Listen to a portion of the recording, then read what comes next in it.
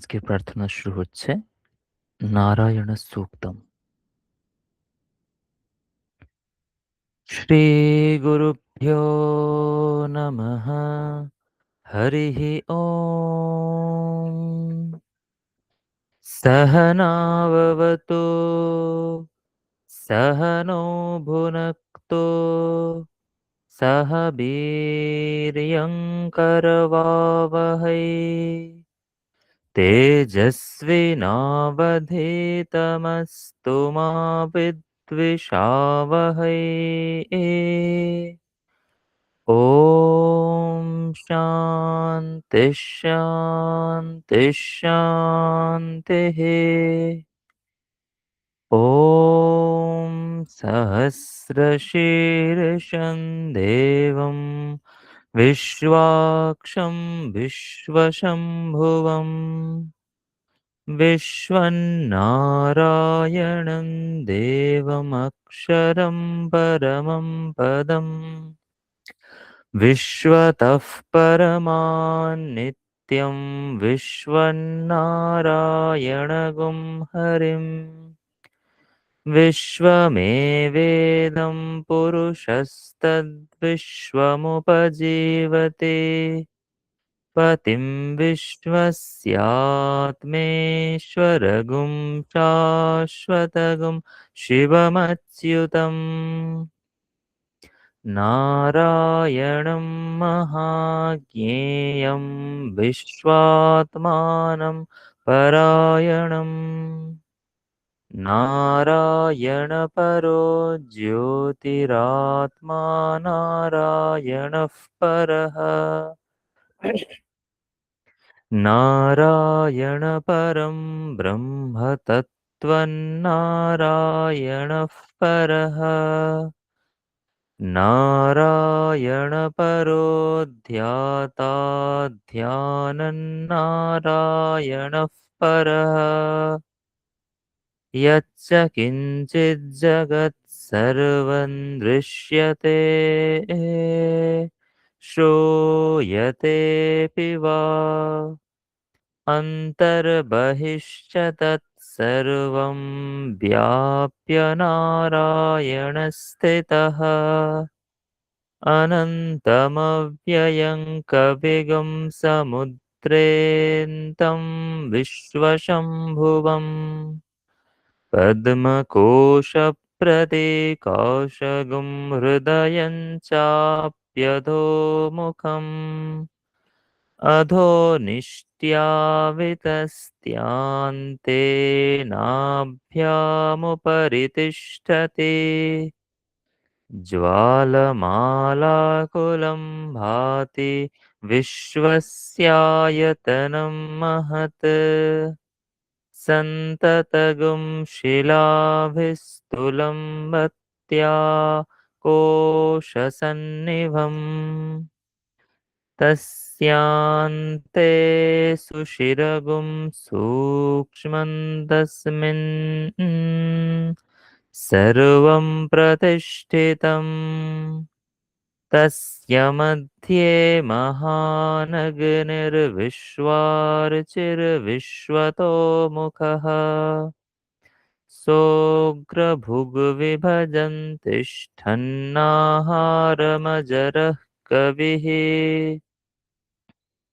तीर्यगूर्ध्वमधशायीरश्मयस्तस्य सन्तताः सन्तापयति स्वं देहमापादतलमस्तकः तस्य मध्ये वह्निशिखा अणियोर्ध्वा व्यवस्थितः नीलतो यदमध्यस्थात् विद्युल्लेखे बभास्वरा नीवारशुकवत्तन्वी पीताभास्वत्यणुपमा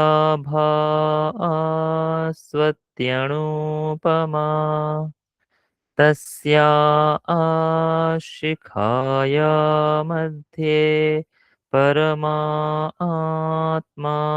व्यवस्थितः सब्रह्म सशिवः सह हरिस्सेन्द्रः सोऽक्षरः परमस्वराट् ऋतगुं सत्यं परं ब्रह्म पुरुषं कृष्णपिङ्गलम् ऊर्ध्वरेतं विरूपाक्षं विश्वरूपाय वै नमो नमः। ॐ नारायणाय विद्महे वासुदेवाय धीमहि तन्नो विष्णुः प्रचोदयात्। ॐ शान्ति शान्ति शान्तिः।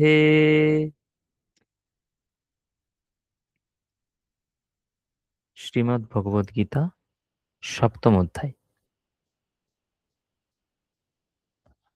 वसुदेवसुतं देवं कंसचाणूरमर्दनं देवकी परमानन्दं कृष्णं वन्दे जगद्गुरुम्। अथ सप्तमोऽध्यायः। श्रीभगवानुवाच मय्यासक्तमनाः पार्थ योगं युञ्जन्मदाश्रयः असंशयं समग्रं मां यथा ज्ञास्यसि तच्छृणु। ज्ञानं सविज्ञानम् इदं वक्ष्याम्यशेषतः यज्ञात्वा नेह भूयोऽन्यत् ज्ञातव्यमवशिष्यते। मनुष्याणां सहस्रेषु कश्चिद् यतति सिद्धये यततामपि सिद्धानां कश्चिन्मां वेत्ति तत्त्वतः। भूमिरापो नलो वायुः खं मनो बुद्धिरेव च अहङ्कार इतीयं मे भिन्ना प्रकृतिरष्टधा। अपरेयमितस्त्वन्यां प्रकृतिं विद्धि मे पराम्।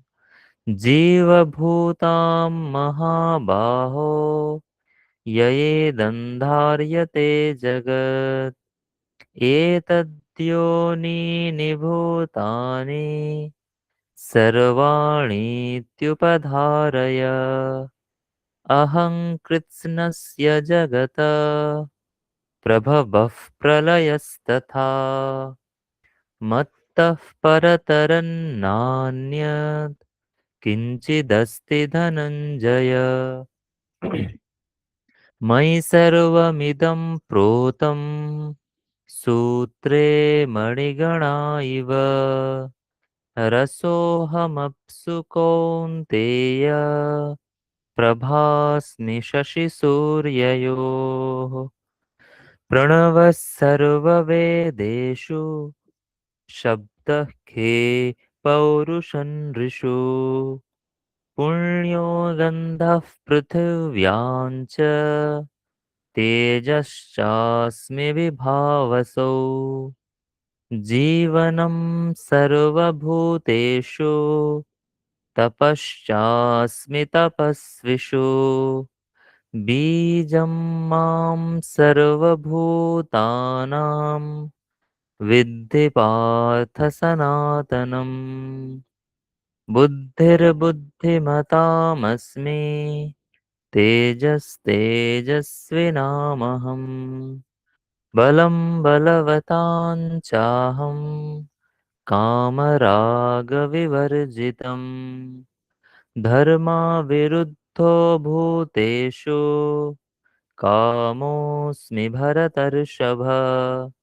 ये चैव सात्विका भावा राजसास्तामसाश्च ये मत्त एवेति तान् विद्धि न त्वहन्तेषु ते मयि त्रिभिर्गुणमयैर्भावैः एभिः सर्वमिदं जगत् मोहितं नाभिजानाति मामेभ्यः परमव्ययम् दैवी ह्येषा गुणमयी मम माया दुरत्यया मामेव ये प्रपद्यन्ते मायामेतां तरन्ति ते न मां दुष्कृतिनो मूढा प्रपद्यन्ते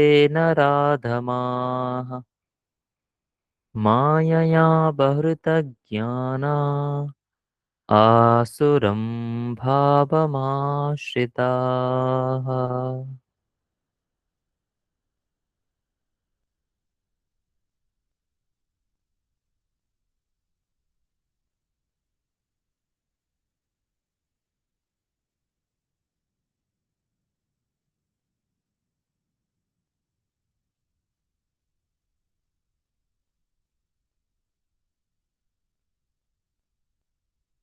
আজকের মনন শ্রীমদ্ ভগবদ গীতা ষষ্ঠ অধ্যায় অষ্টাদশ শ্লোক।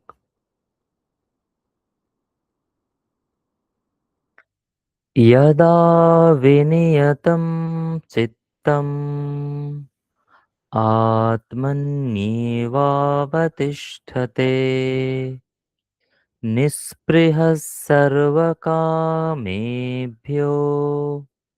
युक्त इत्युच्यते तदा। यदा विनियतं चित्तम् आत्मन्येवावतिष्ठते निःस्पृहः सर्वकामेभ्यो युक्त इत्युच्यते तदा। আমরা ষষ্ঠ অধ্যায়ে দেখছিলাম ভগবান বলছেন যোগী যিনি যিনি যোগ অনুষ্ঠান করেন। এখানে যোগ বলতে সমাধি যোগ বা পাতঞ্জল যোগ, অষ্টাঙ্গ যোগ, সেই যোগের কথা বলছেন। সেই যোগ যখন অনুষ্ঠান করেন তখন যোগারূঢ় যিনি ব্যক্তি হন তার কি কি বৈশিষ্ট্য থাকে, তিনি কিরকম আচরণ করেন, সেই প্রসঙ্গে আমরা বিভিন্ন শ্লোক দেখেছি। আমাদের কিছু আগে, কয়েকটা শ্লোক আগে আসন নিয়ে ভগবান বলেছেন যে কিরকম ভাবে আসন করতে হয়, কিভাবে বসতে হয়। তারপর বলেছেন আহার নিয়ে, বলেছেন নিদ্রা নিয়ে, বলেছেন যে যদি অতি আহার করা হয় বা অতি ঘুমানো হয় তাহলে তার যোগ হয় না। সেই জন্য আমাদেরকে আহার এবং বিহার, নিদ্রা সমস্ত কিছু পরিমিত পরিমাণে করতে হবে। পরিমিত পরিমাণে মানে যতটা প্রয়োজন শরীরের জন্য ততটা করতে হবে, অত্যধিক নয়, যাতে আমাদের যোগের ব্যাঘাত ঘটে তার জন্য, তার মতো নয়। আবার একেবারে কমও নয়, পুরোপুরি করব না তাও নয়, তাহলেও যোগের ব্যাঘাত ঘটবে। সেই জন্য আমাদেরকে পরিমিত পরিমাণে আহার, বিহার, আহ, কর্ম, কর্মের জন্য চেষ্টা এবং জাগরণ এবং নিদ্রা এগুলো করতে হবে। এখানে অষ্টাদশ শ্লোকে ভগবান বলছেন যে কখন ব্যক্তি যোগী তিনি সমাহিত হয়েছেন, মানে তার সমাধি হয়েছে, কিভাবে বা কখন তার সমাধি হয়েছে বোঝা যাবে বা কখন হবে, সেই প্রসঙ্গে এই শ্লোকটি বলছেন যদা বিনিয়তম চিত্তম আত্মন্যেবাবতিষ্ঠতে নিঃস্পৃহ সর্বকামেভ্যো যুক্তা ইত্যুচ্যতে তদা। যদা মানে যখন, চিত্তম বিনিয়তম যখন যোগীর চিত্ত, বিনিয়তম নিয়ত মানে হচ্ছে নিয়মিত বা সংযত, আর বিনিয়ত মানে বিশেষভাবে, যার যোগী যখন নিয়ত হয়, বিশেষভাবে সংযত, অর্থাৎ যোগীর চিত্ত যখন বিশেষভাবে সংযত হবে, একাগ্র হবে, আত্মানি এব অবতিষ্ঠতে, আত্মানি অর্থাৎ আত্মাতেই, অবতিষ্ঠতে স্থির হয়ে থাকবে, অর্থাৎ চিত্ত অন্য জায়গায় বিক্ষিপ্তভাবে ঘোরাফেরা করবে না, আত্মাতেই তার চিত্ত সংযত হবে, একাগ্র হবে, এবং সে আত্মাতে সেই চিত্তকে যখন যোগী ধারণ করে রাখবেন, একাগ্র করে রাখবেন, নিষ্প্রিয়াহ সর্বকামেভ্যো, এবং সমস্ত কামনা থেকে, সমস্ত বাসনা থেকে, সমস্ত তৃষ্ণা থেকে নিষ্প্রিয়াহ, যখন সেই চিত্ত বা যোগী নিষ্প্রিয় থাকবেন, নিষ্ক্রিয় মানে তার কোনো স্পৃহা থাকবে না, তার মনে বিন্দুমাত্র বিষয় ভোগের প্রতি আকাঙ্ক্ষা থাকবে না, যুক্ত ইতি উচ্যতে তদা, তদা তখন তাকে যুক্ত বলা হবে। যুক্ত মানে সমাহিত, অর্থাৎ তিনি সমাধি লাভ করেছেন বা সমাহিত হয়ে আছেন, তাকে তখন বলা যাবে।